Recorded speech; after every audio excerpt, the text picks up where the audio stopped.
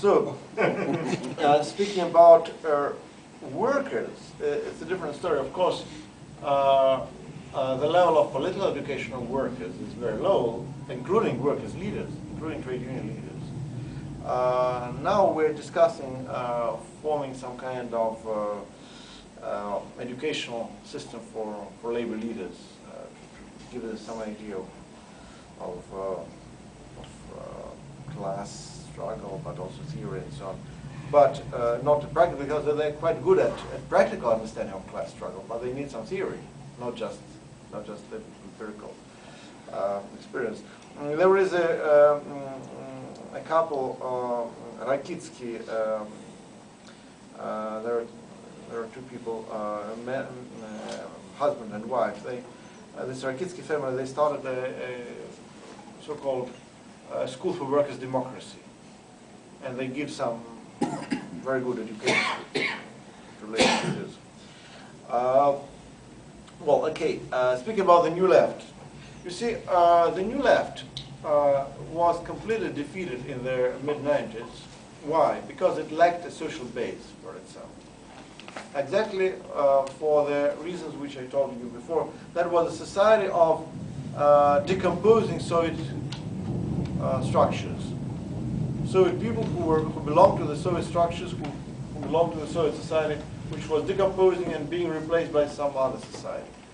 So in that sense, the New Left, which represented a post-capitalist, anti-capitalist alternative, rather than calling for the return of good old, bad old days of Stalinism, just discovered that it barely had a social base outside in an intellectual milieu, which produced this movement. But even this intellectual milieu was erased and destroyed by the reform, because educational system was reshaped, research system was reshaped, and so on.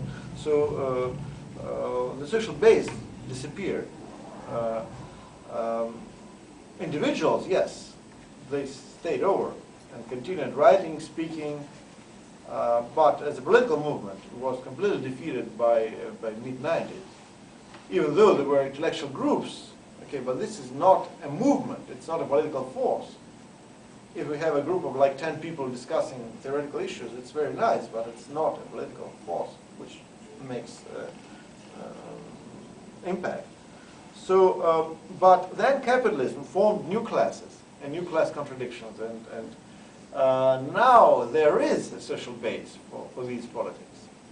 You see, because capitalism created this social base. In that sense, Russian society today is not that different from most other societies around the world. Maybe you should not underestimate the specific post-Soviet characteristics of this society, but still, it's a capitalist society like any other capitalist society. So in that sense, you just get the left like anywhere else. How much you can progress, it depends on what is the situation politically, how good you are, what are the conditions, how much freedom you have for action. It's a different story. But the preconditions are very different compared to the situation of the 90s. And honestly, I think I have to confess, I was pretty depressed in the mid-90s. Because that was the period when we lost the first wave of New Left movement, which was generated by the crisis of the Soviet Union. And still there was no new wave coming for like 5 years maybe. There were new activists.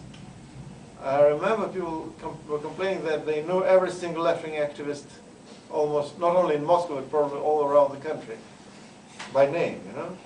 Now, fortunately, I can hardly remember any names because there are new names every day. And I cannot.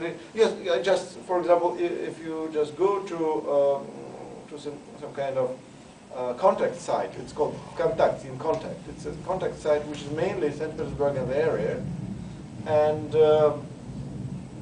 you can put your small web page there, adding to just. This is the kind of site where people get acquainted, they discuss issues, sometimes politics and so on. And you just put there a web page saying that you're in favor of some kind well, class struggle or socialism, whatever, and you get hits, you just get thousands of people just getting to the contact with the site. You know? So the situation is very different now. Speaking about decentralized socialist enterprise, of course, one of the big issues is how to work out the concept of a new socialist enterprise, new socialist production. So you definitely don't have to accept the Stalinist centralized planning system. But I think we have to be very critical of different utopias about having socialism without state or having enterprises without management or whatever, you know.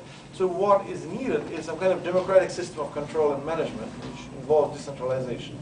And in that sense, I didn't change my views in general. But of course, you have to be very specific because now, for example, there are huge private corporations. And the big issue is how to nationalize and socialize these corporations. So in that sense, we are back into the agenda of the, I don't know, of the 1900s, unfortunately. And by the way, speaking about these corporations, it partly addresses the issue of Russian anti-Americanism. Because you see, when you mentioned Russia being at odds with the United States, I think it is very much a classical case of what Lenin used to call inter-imperialist rivalry. What was the position of Russian administration, of Russian government and presidential administration? They say, we are not a superpower anymore. We don't want to be a superpower. We are not interested in global things. But we are now a growing economy. We have oil. We have lots of resources. We have a lot of money. And we want to be recognized as the dominant power in the former Soviet area. So we want our own minor imperialist project being accepted. And basically, the only thing they want from Americans is exactly to allow themselves to be the sub-imperialist partner of the United States. It's not only that they're challenging them, the American domination in this area, but they're actually quite interested in Americans allowing them to be their representative, but the representative for the area, the ones who are allowed to take care of this area for the United States.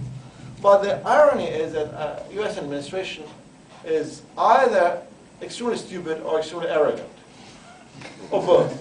Or both. So they do not allow Russia even the role of the sub-imperialist partner. They want to run everything directly.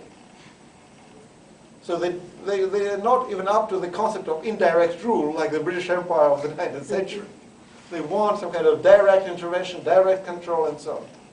And that forces them to get into conflict, not only with Russian elites, but also, for example, with some elites in Central Asia. Because they even have problems in Central Asia these days.